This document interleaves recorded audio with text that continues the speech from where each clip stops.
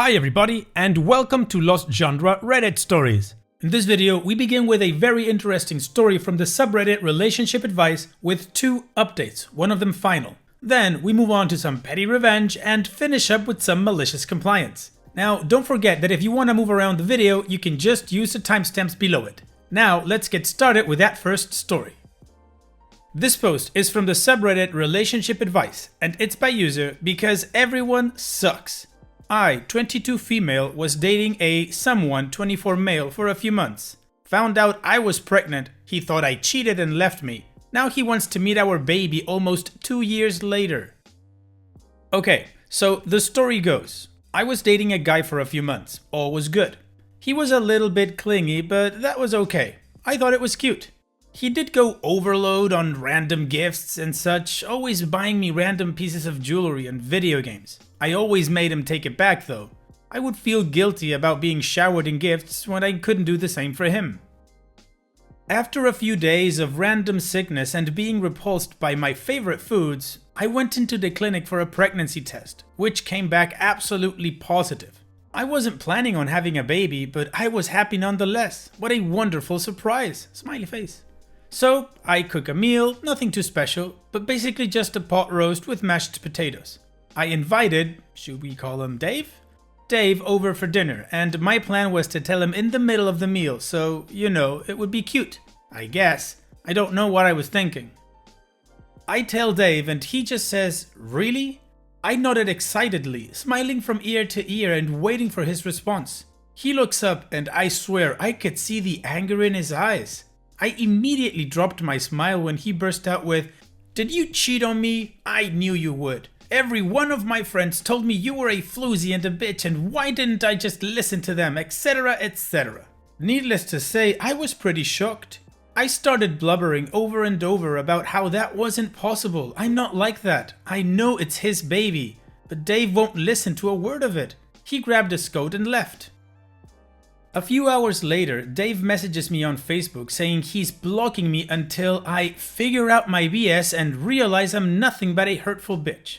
Okay, then his friends, who I barely know, Dave told me they don't like me because I spend too much time with Dave and keep him away from them, started to message me on Facebook calling me all these nasty, ugly names, and it was pretty heartbreaking.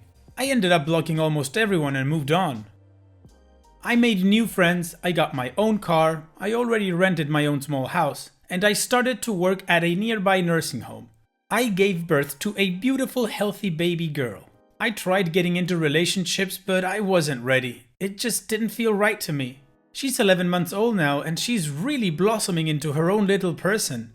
Aside from my dad, my mom is dead, and a few friends, I've been alone from the beginning of my pregnancy to now, almost 2 years. So anyway, a few days ago, Dave uses a new Facebook account to message me, and he wants to know if I think that's his baby. I say I do. He doesn't message for another half hour, but when he does, he says he feels like a complete crap for leaving me and he's so sorry and he wants to meet my daughter. We start talking and it's just like old times. I'm still upset and mad as hell, but oh well.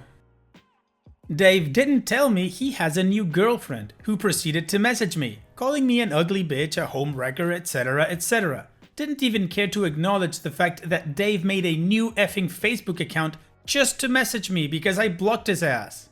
I tried to tell her what was going on, but she wouldn't hear about it. She kept sending me death threats, saying she knows I shop at Target during certain days of the week and she'll be there waiting for me so she can whoop my ass. Okay. So I called the cops, showed them the messages, the threats, and I guess it was enough to file a restraining order. I have no idea how the law works. I still think he's attractive and I still love him, but I'm hurt and I'm continued to be hurt by all of his friends and family. I don't even want a relationship with him, but he's a huge flirt and I could see him trying to do something with me. So what should I do? What should I say? Should I let him meet our baby?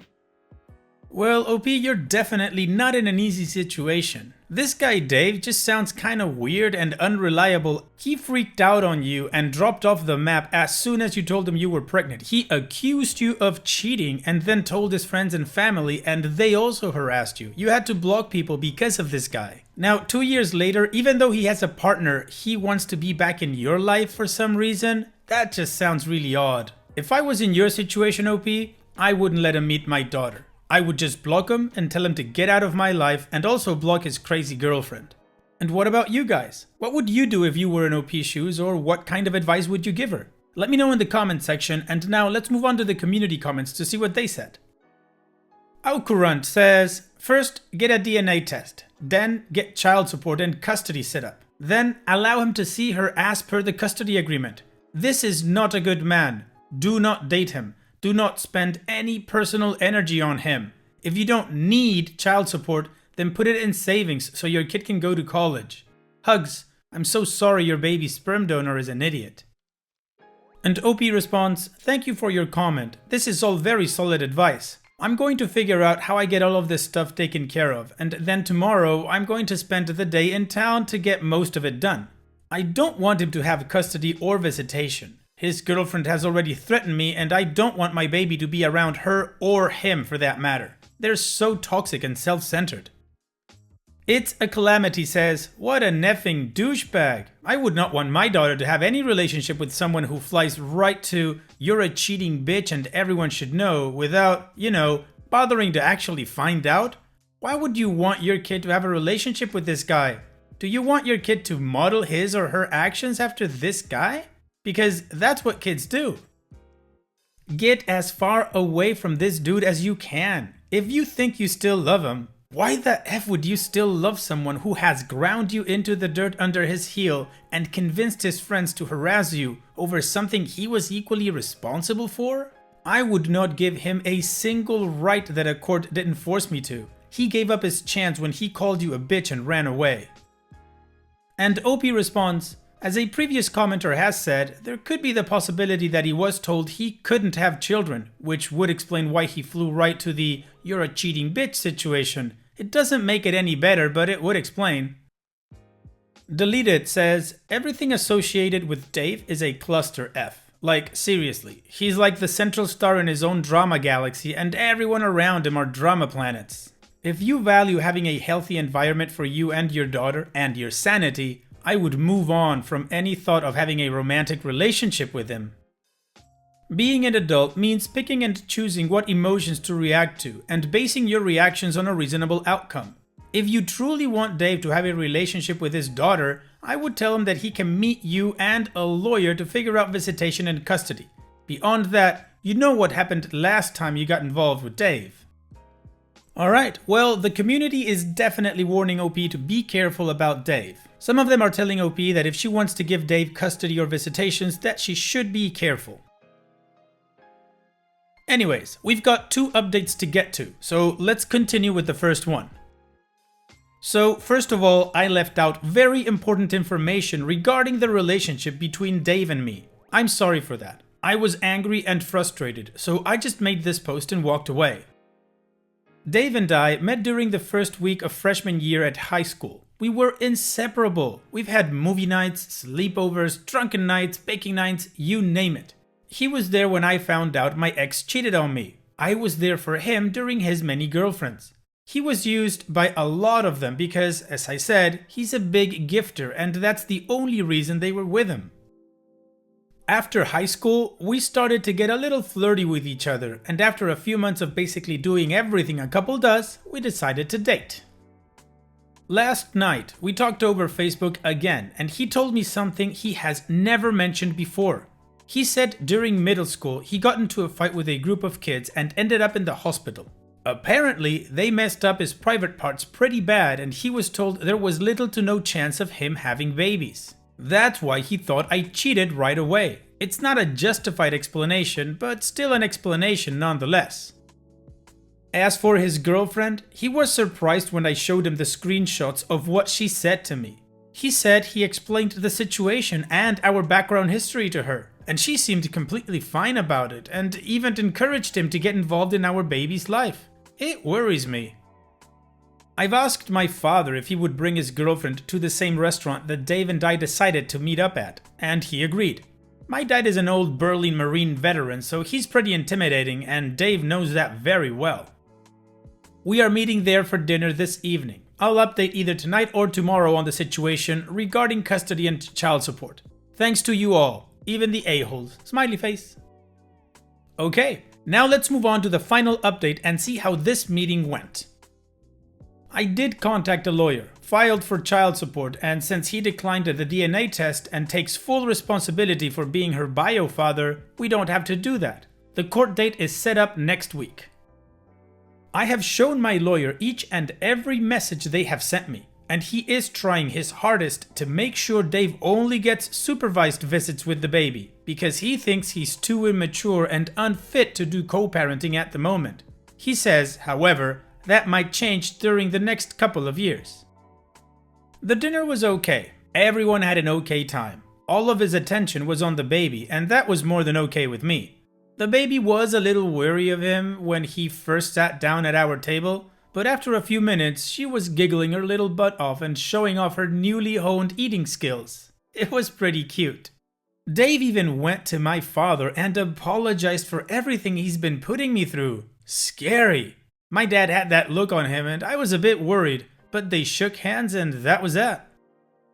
He wanted to try again, but I flat out said no. I told him it's too late for that and I'm not willing to. The only things we really talked about were child support and custody. I didn't tell him about what my lawyer told me. He should understand that we don't trust his girlfriend, or him for that matter. Thank you all for your support. I wasn't planning on getting child support, but I'm not doing it for me, I'm doing it for the baby. Alright, well OP said absolutely no to Dave and a future relationship. But she's totally okay with Dave being part of the baby's life and supporting the baby. And if she's got the proper legal support, I'm sure everything will be fine. So at this point, I wish you all the best, OP, to you and your baby. Take care. This post is from the subreddit Petty Revenge, and it's by user Marlene. Tailgate and honk on a single lane street? How'd that work out for you? This happened a few months ago as I was driving my work van. The biggest Mercedes Sprinter you can drive without a commercial license, around Amsterdam delivering groceries. This story takes place on a single lane road with high curbs on both sides that takes you from one neighborhood to another. Speed limit is 50 kilometers per hour, although it could have been 70 in my honest opinion, except in some tight corners. Now, I've driven here so many times before that I feel comfortable doing 60-ish. Just a bit faster than normal without the risk of getting caught speeding in an urban area. Suddenly, I hear a loud beep behind me and wouldn't you know it, it's a BMW. What a surprise, I think to myself. I was quite impressed by my ability to guess the brand of this automobile, because everything forward of the rear doors wasn't visible in my mirrors. The tailgating and honking continues for a little while, until I spot the perfect opportunity to teach this IKEA pencil-equipped douche a lesson. A long straight section of the road. For those of you who haven't been to the Netherlands before, our government loves two things: taxes and using those taxes to build speed bumps. As such, we have a wide variety of speed bumps, and this straight section was equipped with my personal favorite. The bus bypass variant, a trapezoid block just wide enough that a normal car has to pass over it with at least one wheel, but a bus can pass over it unobstructed. I've had plenty of practice with these obstacles and line up for a flawless pass while accelerating to a mind-numbing 70 kilometers per hour. The BMW still glued to my rear bumper. I pass over the obstacle without the slightest inconvenience. The oblivious BMW driver, however, hits it in the worst possible way, launching himself into the ceiling of his car and grinding his oil pan as the suspension compresses. After that, he kept a good distance. Nicely done, OP. Tailgaters are so annoying. This guy definitely learned a lesson right away. Thanks for sharing, OP. Now, let's move on to the next post. This post is from the subreddit Malicious Compliance, and it's by user PrincessG66. I don't care if he's dead, put him on the phone. My father died on Father's Day 2012. He was divorced and living alone, and I am an only child. So that means I had to wrap up all of his affairs. This story centers around us trying to get his utilities cancelled.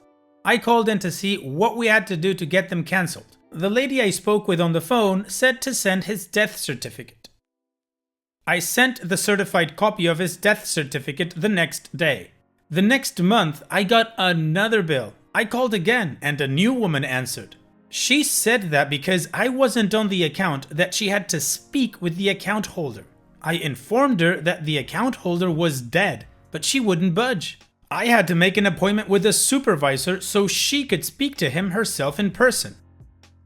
I showed up at the Board of Public Utilities with another death certificate and his ashes in the clear bag that they returned his remains in. I plopped them down on the center of her desk and said when she talked to him to tell him that I loved him for me. The woman went pale, flew out of her chair and called the cops. When they showed up, she claimed that I had assaulted her. And yes, my dad's remains were still sitting in the middle of her desk with the death certificate. The cops questioned me as to why I would do that. I told them the story. The supervisor's boss was called in and they all stepped away from the desk for a private talk. While they were talking, the cops came over to talk to me. They said that I shouldn't take human remains out in public, but there were no laws that were broken.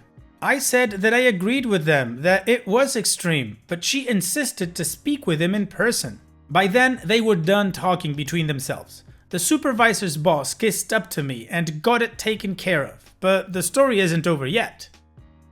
I had to call back a few days later to get utilities back to the house in my name. When the person on the phone saw the address and my name, I was immediately put on hold. The supervisor's boss that finally helped me got on the phone. She sucked up to me and waived all of the fees that come with setting up utilities. Just as the call was ending, she informed me that she was again so sorry for the employee's lack of compassion. She said that the employee was terminated and again, she is so very sorry. Well, they wanted to talk to your dad and you were just making that happen, OP. And even though it sucked that you had to do that whole thing, you got the problem solved and it helped you in the future. So thanks for sharing, OP. And it's that time that we've reached the end of the video. I hope you enjoyed today's stories. I certainly did reading them to you. So if you did, then go ahead and give the video a like. And don't forget to subscribe to the channel and become a member of our Discord community that just keeps growing and it is fantastic. And like I said in the beginning of the video, all of the relevant links are in the video description below, so be sure to check them out.